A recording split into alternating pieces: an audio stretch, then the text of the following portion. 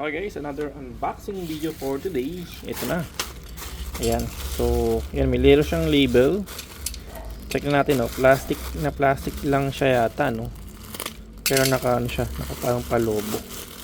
Okay, so ano meron dito sa atin? Oops. Okay, so order na naman tayo ng panibagong pang cleaning kit natin, guys. Kasi yung ating ginagamit, natanggal na yung handle nung sa brush. Tapos yung iba, parang nagsiputukan na, no. Pero ito medyo bago sa akin kasi meron siyang parang sorry, maingay yung aso, no. Para siyang cotton brush. Saan ba ito pwedeng gamitin? Ayan, no. Siguro sa mga sulok-sulok to pwede. Sa mugs baka pwede. Yung ating foam at may mga konti siyang towel dito.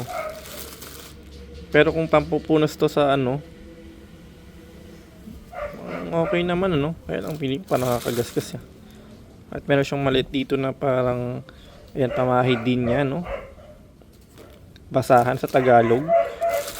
Ito yung brush. Ito yung naputol sa atin, tong pinaka handle niya, no. Ayan. Tapos ito, actually yan, ganyan. Ito meron tayong tatlong klase ito na brush din to, no. Tatlong klaseng brush yan, pero magkakaiba siya ng tigas, no. Okay, ito pwede pang pang sa mga kadena. Ayan. Ito yung pinakamas malambot. Ayan. And then ito yung mostly na mas kailangan natin, ano.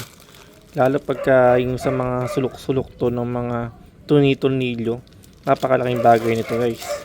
Pero ang gagamitin lang muna natin siguro yung mas maliit. No? Ito pa yun itong isa. 12, no? Yung size pala siya, no? Ito pala 10. Pero siguro ito muna 10. Oh, tumuluwag, Ayan, kita naman. So, yun. Ito pang kadena. Ayan.